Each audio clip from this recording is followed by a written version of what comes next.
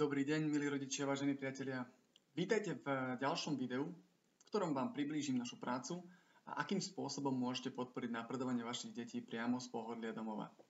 V tomto dvojdielnom videu si v rámci prvého dielu povieme viac o práci s materiálmi What's English, a to konkrétne o pracovných knižkách Wow Green a Wow Orange. Predstavím vám, ako deťom odporúčame robiť domáce úlohy a ako sa dostanú k videám na platforme MyWow.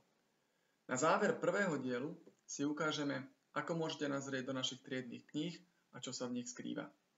V druhom dieli vám predstavím našu výzvu pre deti s názvom What's English Challenge. Verím, že aj toto video bude pre vás prínosom, tak sa do toho spolu pustíme. Začneme pracovnými knižkami Wow Green pre prvý ročník a Wow Orange pre druhý ročník základných škôl. Viac sa zameriam na knižku Orange, keďže práve v kurzoch pre druhákov sa nachádza veľký počet našich prihlásených detí. Tieto dve knižky sú svojou štruktúrou takmer identické, odlišujú sa iba v slovnej zásobe a gramatike, ktorú zahŕňajú. Obe obsahujú 9 lekcií, ktoré nazývame Unity. Pracovné zošity sa skladajú z 31 hárkov, ktoré majú prednú farebnú stranu, ktorá sa používa na hodine, a zadnú čierno-bielu stranu, ktorá plní funkciu domácej úlohy. V knižke sa ešte nachádza 6 dodatočných pracovných hárkov na rôzne témy. Farebné strany si žiaci s lektorkami vypracujú priamo na hodine na základe ich inštrukcií a zadné si vypracujú doma podľa videopríbehu alebo videopiesne, ktorá sa na danú stranu vzťahuje alebo ktorá na ňu nadväzuje. Názov videa, na ktoré domáca úloha nadväzuje, máte uvedené v hornom riadku pracovnej tejto zadnej pracovnej strany. V tom spodnom riadku majú žiaci inštrukcie ohľadom toho, čo v danom cvičení majú spraviť. V tomto prípade to Watch and Connect, pozeraj a spoj, Watch and Color, pozeraj a vymaluj, Watch and Number, pozri si video a očísluj, Watch and Circle, pozri si video a zákrúžku yes alebo no. Ak by ste náhodou inštrukciám nerozumeli, odporúčam použiť Google Translate, ale verím, že nikto s tým nebude mať najmenší problém. Uplynulé roky ste boli zvyknutí alebo mali ste k dispozícii aj CD, aj DVD na to, aby ste si mohli pozrieť videjka alebo si vypočuť piesne. Od tohto roku ich nahrádza online platforma s názvom MyWow, ku ktorej máte prístup vďaka kupónu, ktorý ste obdržali spolu s knížkou. Táto alternatíva vám umožňuje mať prístup k videám z akéhokoľvek zariadenia, to je mobilu, tabletu alebo počítača. Takže po zadaní mywowenglish.com do prehľadača sa dostanete na stránku, kde sa zaregistrujete, alebo sa prihlásite prostredníctvom vašich facebookových prihlasovacích údajov. Po prihlásení máte pred sebou dve v podstate také lišty, hornú a spodnú. Tu sú videá, ktoré máte k dispozícii na zakúpenie a tu sú vlastne videá alebo knižky, ktoré máte k dispozícii vy. Po prihlásení vám stačí zadať kód do tejto sekcie, kód, ktorý máte na vašom kupóne. Po jeho zadaní sa vám naspäť vo vašej knižnici zobrazí knižka, v tomto prípade Wow Green alebo Wow Orange. Pri oboch knižkách Wow Green aj Wow Orange máte k dispozícii pri každej lekcii po 2 videostory, 2 videopríbehy a 2 videosongy. To znamená videopiesne. Výnimkou sú prvý a druhý unit, ktorí majú iba po jednom videopríbehu a videopiesni. Takže unit 3 a vyššie majú po 2 z každého, prvý a druhý iba po jednom. Názvy videopríbehov sú uvedené po uplynutí úvodnej zvučky, takže to si ukážeme.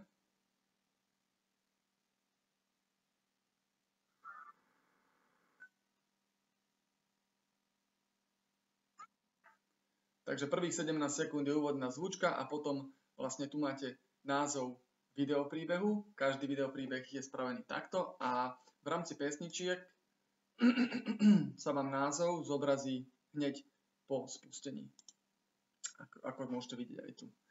Takže naspäť k unitom. Pri výbere unitu máte v hornej časti obrazovky tu prístup aj k bonus videjkám, ktoré by si deti nemali nechať ujsť. Určite tam nájdu rôzne témy, ktoré ich môžu zaujať od Vianoc cez Halloween, Veľkú noc a tak ďalej. Takže v krátkosti toľko k video platforme MyWow. A teraz by sme sa pozreli na triedne knihy, na ich obsah a ako sa k ním dostaneme čo najjednoduchšie. Sa odhlásim a poďme do môjho Gmailu. Verím, že väčšina z vás používate Gmail a pravdepodobne ste už obdržali mail od našich kolegyň z e-mailovej adresy lplektor, či už to je 1, 2, 3 alebo 4 @gmail.com s predmetom mailu pozvánka na zobrazenie. Po jeho otvorení, ja si vyberiem tento napríklad, vy máte iba jeden, ja ich mám samozrejme viac, po jeho otvorení sa dostanete do Google dokumentu, ktorý predstavuje našu online triednu knihu. Čiže ideme na to. Pripomínam ešte raz, že k jeho zobrazeniu musíte mať vytvorené Google konto, preto som predpokladal, že snáď väčšina z vás používa služby Google alebo Gmail. Takže triedna kniha je rozdelená na dve časti.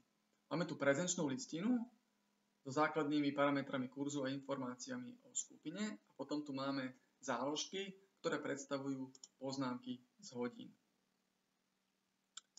V prezenčnej listine máte údaje ako napríklad názov skupiny, v tomto prípade Smart Gamers, počet hodín, meno lektorky, e-mail na lektorku, kam môžete posielať svoje odkazy, respektíve aj domáce úlohy, ktoré si deti nestihli na hodinu pripraviť.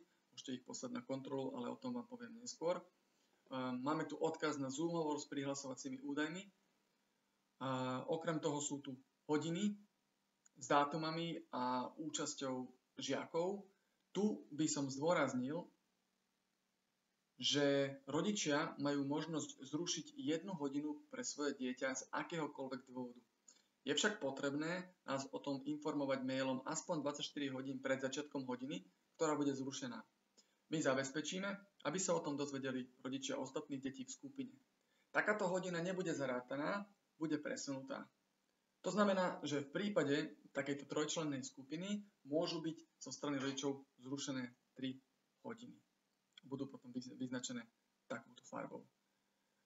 Na prezenčnej listine nájdete aj motivačnú tabuľku s happy stevami, ktorých deti obdržia za usilovnosť na hodinách.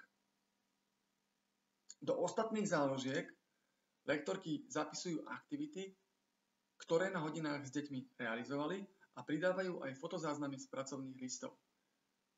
Tieto fotozáznamy môžu pomôcť deťom v prípade, že si cvičenia chcú dokončiť doma. Ak potrebujete, máte tú lupu a viete si to zväčšovať, zmenšovať, takže takýmto spôsobom si to viete priblížiť. Na telefóne je to trošku jednoduchšie.